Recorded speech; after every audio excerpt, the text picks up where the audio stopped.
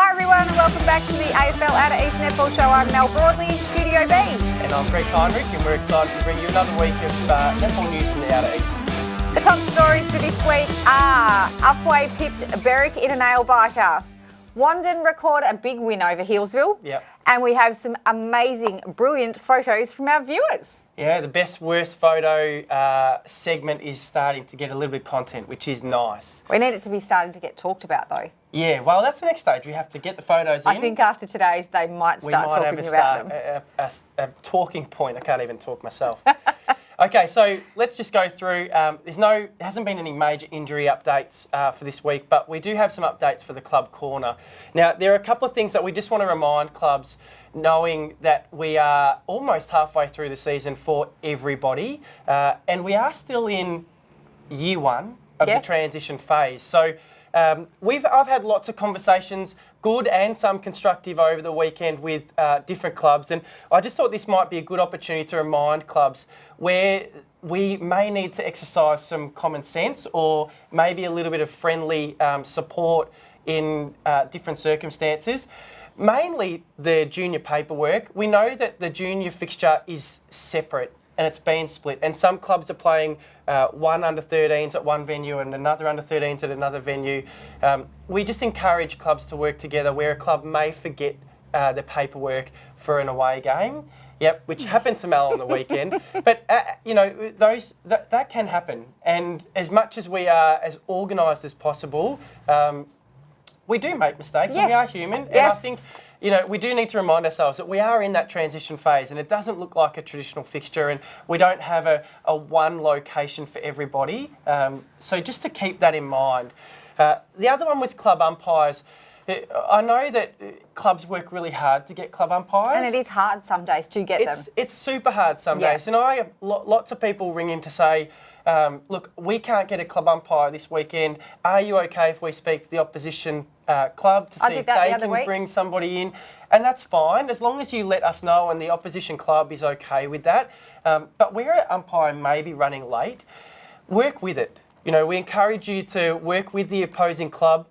We don't want clubs to feel like they need to forfeit a game and potentially have 15 or 16 young girls and maybe young boys miss out on an opportunity to play. We want to still see them out there on court. So if we can make sure that we remind ourselves, of why we are here, we're all here for the same reasons and to make sure that the league continues to grow, it will be a better place. Absolutely. As I said to someone on the weekend, it's just netball.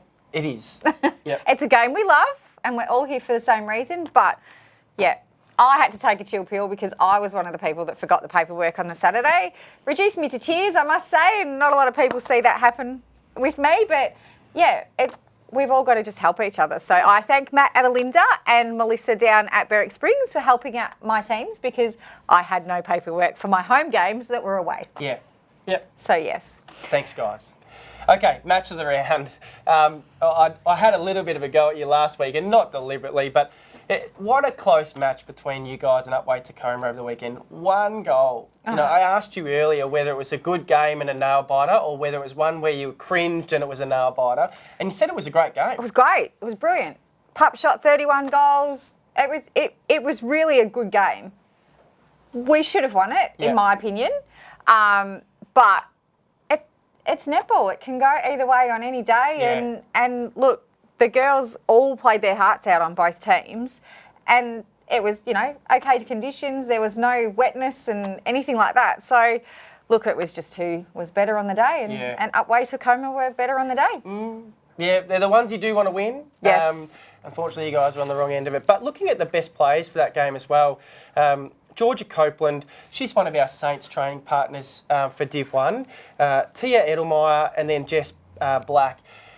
There's another young girl in that team who plays Saints development, Celeste Teal, and a gun young defender coming through. Yes, I know who you're talking about. Yep. Probably will remember her out on court now that I've mentioned her name. So they've got some really good young girls coming through, and I know you guys have had some really good form. But like you said, it's best on the day. Yeah, absolutely. That's with anything. I mean, the 13s were playing in pouring rain at Alinda. Yeah. And it's always just the conditions and who's got the better game Yep. So And that's the best part about this new league, is that you guys have never played up way before, and now you're getting a chance to do that, and there's one goal in it. So it shows you how competitive the netball divisions are. And great to see 1 goals, and then there's been a couple of 5 goalers, and it is really good to see that the development of the league is seeing some competitive netball results. There's definitely been some blowouts, but that's one definitely that we want to see happen on a more regular basis. Those competitive games. yeah, and the remaining results for that Premier Division were Wandon beat Healesville 60-38. Yep. Warri beat Narry. Yeah, now they bought in. Yeah, Warri, what a game as well, because 7 goals in it. Yeah. Warri are finding their feet and definitely finding some form too. Mia Sudamirski was in their best. Alana McGurgan was in the best. She, at the start of the year, wasn't going to play for Warri. They also bought in Ash Newham, who is from Saints too. So they bought in some big guns to try and get over the line with Narry, and they did. Good on them. So well done, guys. And that was a Narry home game, wasn't it? No, I think that was at Warri. Ah, so the juniors played at home. Yes, yes. And the last game to round out the Premier League division was Alinda defeated Cranbourne. Yeah, and a pretty physical one, I hear. Yep. Oh, really? Yeah, but look, the scoreline I think reflects Alinda's, strong netball and Cranbourne. Like we said last week, they can be the worst enemy to play against, and then they can, come out and play some absolute blistering netball as well. So, well done to Alinda for continuing their fine form. Let's have a look at that ladder, because that's changed a couple of things. Yeah, so Alinda stay on top. They 100% record, and their percentage, 252% is out of this world. Beaky second, Warri third. Well, were we third last week, or were Cranbourne? I feel like Cranbourne may have been up there. Yeah, so that's what I thought had changed from last week. Yeah, but Cranbourne round out the 4. Narry obviously on the same points, but they will have a bye this weekend. Well, they've already played round 9. They've already played round 9, sorry. So they won't play this week coming. So that will, again, even itself out for midway through the year. So this week's games are Wandon versus Alinda, Beaky versus Warri, Cranbourne take on Upwey Tacoma, and Berwick and Narry played their round 9, pre-round 1. Yeah. And Healesville have the actual bye. Yeah. All right. So this is the funny stuff. I was actually lucky enough to see this on the weekend. I went out to Pakenham, who were at home against Warburton and Millgrove, and Pakenham had the MND round, yeah? They had an MND function, and they had the slide going, and Pakenham's B grade coach Matt Cook, who's at Saints, and we know he's got a big personality, loves to put himself out there. Now, for everybody who's looking at this photo thinking, oh, what a great costume, I encourage you to reconsider that thought, because I actually feel like this might be something that he wears on a regular basis. But no, it was a great day, and he came over to the court shivering with a scratch on his nose. Oh, so he actually went down the slide. He went down the slide. That was his outfit for the slide. Yeah. I wish we could show the footage from it. Unfortunately, we haven't been able to get it in a format that we can include. But yeah, it was such a great day, and some really great costumes. And it is obviously a costume for Matt. But well done for putting yourself out there, Matt. And thank you to whoever sent that in to us, because I didn't take that photo, but I'm glad I got on the end of it. And do we have another?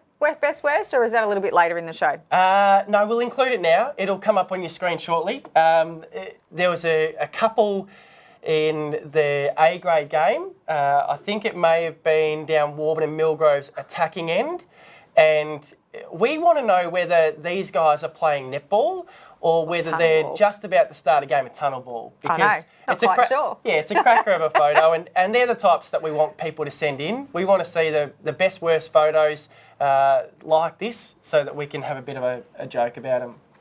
Make the lighter side of netball. Yeah. All right, so round 7 results from Division 1. There was only 2 games because it was the split round. Emerald versus Rock. Rock were convincing, 51-33. The 3 Emilys ended up in their best plays. Emily McGuinness, Emily LaRoche, and then Emily Borrabon, Emily Borrabon's come over from Beaky to Rock. So that's a great addition for them, and obviously they're seeing the benefits of having her in the goal circle, because she is a dead eye and very rarely misses. The other results were of Pakenham versus Warburton. Now, this game, I actually really enjoyed watching this game because it was so even. There was ebbs and flows from both teams, and it was a great competitive match at the end. Pakenham ended up getting up by 6 goals, but their young guns, Kira Essler, Joanna Anastasoglu, I'm pretty sure I've pronounced that correctly, and then Abby Tognazini, who will come into our Assoc Champs team on this Sunday. You know, they were outstanding for Pakenham, and well done for getting in the best players too. That's awesome. So the ladder for Division 1 still sees Rock way out in front, 2 games clear, over Mount Evelyn, Pakenham, Doveton. Yeah, now look, it's good to see Pakenham leapfrog up there and jump into equal third position with Doveton. You know, they deserve. They've had a couple of really tight wins and a couple of tough losses too. So to see them in that top 4 is good. Monbulk, interestingly, they didn't have Steph Pop play last week, and just again, I know we've had a couple of these mentions. I did have a phone call from Steph this morning, who unfortunately her grandfather passed away. So our sincere condolences, Steph, because we know how close your family is and how much that means, and we really do. We feel for you and send all of our love to you and Christina and Gus and the rest of the family as well. Okay, upcoming games for round 8. For Division 1. Round 7, then round 8, then round 9. Okay, so we are round 8 with Division 1. So Emerald versus Pakenham, that'll be a close game, I think. Monbulk versus Belgrave. If Steph is back out on court, I think Monbulk will be too good for Belgrave. And then Rock Doveton, I think that's going to be a physical game. Yeah, both Rock and Doveton play quite a physical style of netball. And I think Rock will come up on top, but it's going to be a tough one. Might be the upset of the round. Yeah, it could be. And the last one's Warburton and Mount Evelyn. Now, that also will be a good game too, because Warburton play a very physical game too. And I think that potentially could have played into Pakenham's hands on Saturday just gone, because definitely they were able to move the ball quite well around that. So Warburton and Mount Evelyn will be a game to watch as well. Fantastic. Now, we've got our new segment. Yes. I want to do the wiggle ask Greg. But hopefully we've got that photo coming up to bring this in. So let's go, Greg. Somebody had a question for you. Yeah, look, somebody wrote in over the weekend. They said, I've got 2 girls in my team that have strong personalities. Now, we know whenever a coach says I've got strong personalities, it potentially means that there's some constructive things going on. And she did say that it's starting to have an impact on her team. And how does she go about handling this? Now, I think this is an interesting one, because when it comes to club culture, sometimes from the outside, club culture can be really good, but then the culture within teams can vary depending on the personalities that are in there. I think to avoid this situation, this sort of stuff needs to be addressed at the start of the year. And we often promote or encourage clubs to run a cultural session at the start of the year and come up with some agreed behaviours, some above the line behaviours and then some below the line behaviours. And throughout the year, that makes it much easier to manage these types of situations where it might be round 8, round 9, you might have lost a couple of games, some players aren't necessarily getting some court time, and all of a sudden some of those rumblings start to happen. It's much easier to address if it's been discussed at the start of the year, because it's a simple conversation to say, hey, you know, we spoke about this at the beginning of the year, and this is the below the line behaviour, and we need to see a change. And most of the time, the response to that is quite quick. But how do you handle it now when you haven't done that and you're now mid year of the season and you do have some of these situations come up? I think there's 2 ways, or there's 2 situations. You either have a head coach or you don't have a head coach. Now, if you've got a head coach... Yeah, it depends on your club. That's right. If you've got a head coach, I think the best way to handle this one is to actually go and speak to your head coach. Majority of the time, the people in head coach roles have got a lot of experience in managing these types of situations and can come in and almost be a mediator to say, hey guys, this is what we're getting feedback on, and let's just have a conversation about it, because it's not productive for the team, it's not productive for them as individual players, and we want to see a change. Now, if you don't have a head coach, it's a bit different. One of the things that we love to see is that coaches involve their leadership group. As coaches, we might have great relationships with players, but we're not always on the ground with our playing group. And using our leadership group is one great way of being able to manage some of these rumblings. They're constantly there. So ways that you can manage it from here on in: have a conversation with your leadership group, involve them in those conversations and the decisions around court time, around player behaviour. Agree on some actions moving forward, because then if those leaders hear those rumblings down on the ground, they can say, hang on a second, I was involved in a conversation with the coach and that's not how it went. Or they can reinforce some of the positivity around that behavioural change without the coach having to do too much. That peer influence is really, really strong when it comes to below the line behaviours. So that would be, if you have a head coach, I would encourage you to go to your head coach. If you don't, I would encourage you to have a conversation with your leaders and then come up with some actions moving forward and how you can address that. Good advice. Thanks, Mel. It's a good start to the segment. Yeah, well, look, that's what you're there for. Yeah. They're the things that we've asked people to ask you, so... Yep, and like we said last week, it could be anything.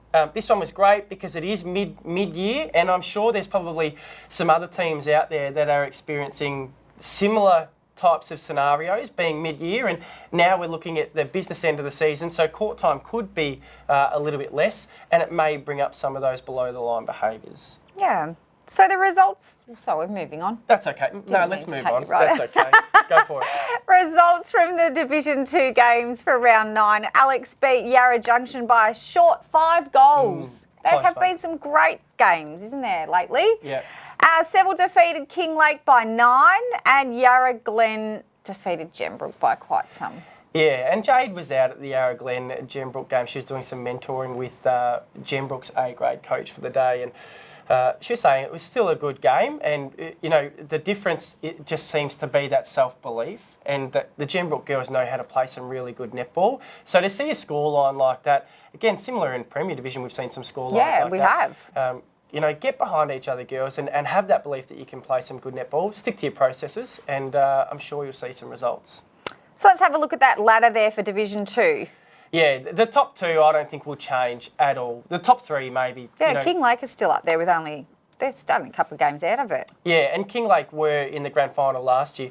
I just think Seville and Yea, they are a step above the rest, and I think when it comes down to the pointy end of the season being finals, those 2 sides have the experience to be able to take them through. So, the top 4 I think are pretty set, with Alex maybe the ability to get into that 4th position. Still a lot of the season left. Yeah. Yep.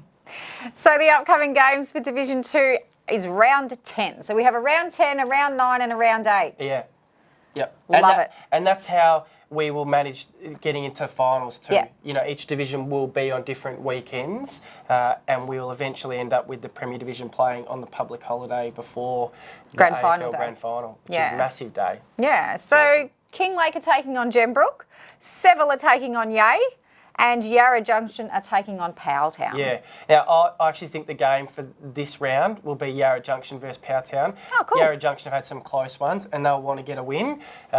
Having spent some time out there, I know that they're keen to, keep their netball moving forward, their netball department. So that on-court success is really important for them the second half of the year. Fantastic. Let's talk about association champs, because we've built it up. We've had the 15s and 17s do their prelim round, and yesterday we had the 13s play. And what a massive... I got to the end of the day and I was absolutely buggered. I got there at 6:30 to try and get the best tent spot. You did get the best spot. It was so close to the car park, and I took my trolley just in case I needed to wheel my tent around, and you ended up using my trolley. We at Casey were very appreciative of your trolley, thank you. See, that's the friendly that's what netball's all about. Between netball, yeah.